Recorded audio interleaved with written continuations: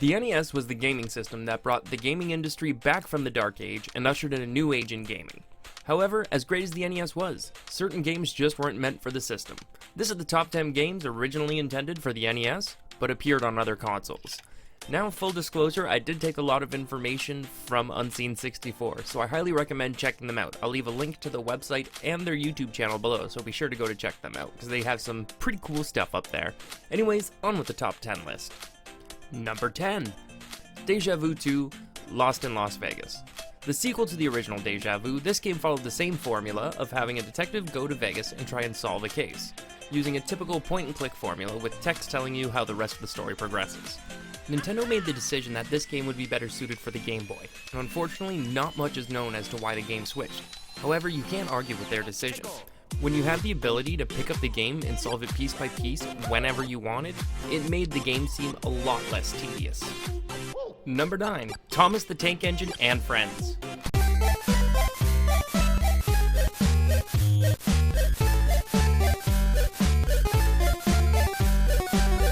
Gotta love that music. This game is a hodgepodge of minigames combined into one SNES game, which included race mode, stories, trivia questions, fixing the tracks, jigsaw puzzles, sliding puzzles, and making your own lines. Not those kind of lines. Get your mind out of the gutter. Not the most in-depth gameplay, but still fun for all Triple T fans out there. The thing is, this game was originally supposed to release on the NES. There's even a full working prototype available on the internet in ROM form. Though the details aren't clear, one has to think they waited to release it on the SNES so that they could increase the graphics, get better music, and present an overall better product. Number 8. An American Tail: Fievel Goes West.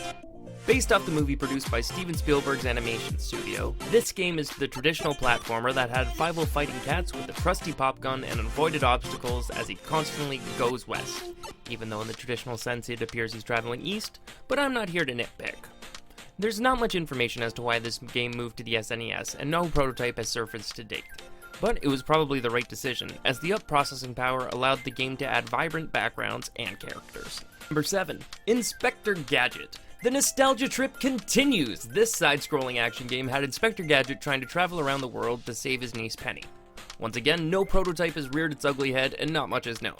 But it was 2 years before the NES's life cycle was up, and Inspector Gadget was a pretty popular show around that time. So one would have to assume that Nintendo was just trying to get the most longevity out of their licensing deals. At least you have the satisfaction of knowing all your friends and family are safe come the end of the game. Ah, goddammit. Number 6. SimCity. A port of the original SimCity game, this was originally scheduled to make its debut on the NES. We know this was originally scheduled for a spring release in 1991 and was going to be on both the NES and the SNES. Unfortunately, late in development, Nintendo probably realized having the same game on two consoles might not be the best idea, as having a version with less options and worse graphics might not be the way to go, and pushed all of their efforts onto the SNES port of the game. However, due to these delays, Nintendo was able to add a few cool Easter eggs in, such as allowing Bowser to attack the city as one of the monsters, and when your city reached Megalopolis status, you are gifted a Mario statue. Something you need amiibos to do in games nowadays. Just some food for thought for you there. Number 5, Dr. Franken. Known as The Adventures of Dr. Franken in North America, this game was an action platformer where the player controls Dr. Franken. Not to be confused with Dr. Frankenstein, because that would be copyright. And we all know how serious Nintendo is about copyright. But back to the game. There were prototypes revealed for the NES where the player would shoot fireballs? Or something out of their hands, and move room to room, as opposed to the open level format the SNES version went with. This is an example of a game looking nothing like it did in its original stages, benefiting from the transition to a higher power system. Number 4, Hit the Ice. Ported from the arcade, this was your classic hockey game, where it was basically double overtime all the time. That means only 6 players on the ice. I'm too Canadian for my own good sometimes. Anyways, the game was set to be released on the SNES, Game Boy, and the NES at the same time, so Nintendo scrapped the NES version.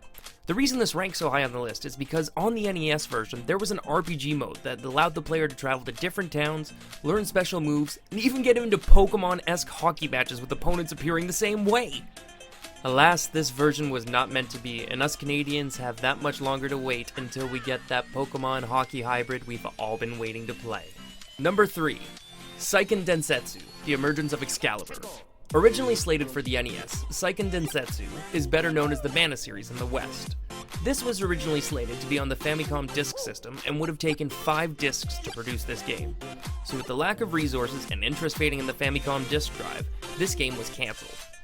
After the success of Final Fantasy III, Square had Koichi Ishii, excuse me if I butchered the name, to direct a spin-off series. Originally developed as Gemma Knights, Square decided to revive the trademark and release the game as Seiken Densetsu, Final Fantasy Gaiden, in Japan, and started a very interesting developmental cycle for the Mana series. But you'll have to wait for the next episode to find out more. Number 2, The Legend of Zelda Triforce Saga. That's right, one of the most beloved games ever, A Link to the Past, started on the NES. As of this writing, not much is known, and no prototypes have been found in the wild, although there was a hoax sale online that sold for around $3,000. Boy was he and the world pissed when that turned out to be fake.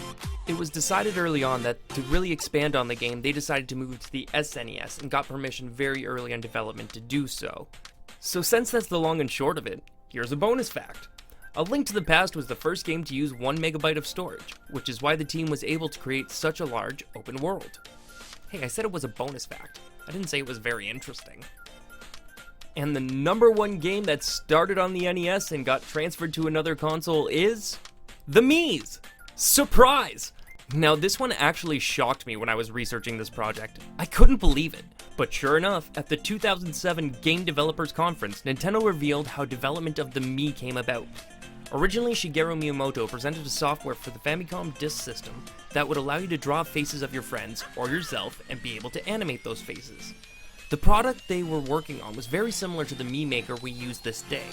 People asked Miyamoto how this could become a game, and Miyamoto agreed. So this was put on the back burner until they decided to use the same technology again on the Nintendo 64 for a game released exclusively on the N64 disk drive, sold only to members of the RadNet service. Man, that's a lot of requirements. It's a good thing Miyamoto never let his vision truly die, or who knows what we would have gotten instead of the Mii's. Maybe we would have had some ungodly abominations. Like Cronenbergs. Can you imagine Nintendo Cronenbergs? And that's all the time we got for today's episode. Did we miss any games that you know about? Leave a comment down below and let me know what you guys thought. Don't forget to check out Unseen64 for all their awesome goodness. Anyways, for everyone here at 24Kevin Nintendo, I'm your host, 24Kevin. I gotta go though. I gotta go watch the Cronenberg episode of Rick and Morty. See you guys later. Thanks for watching. Bye!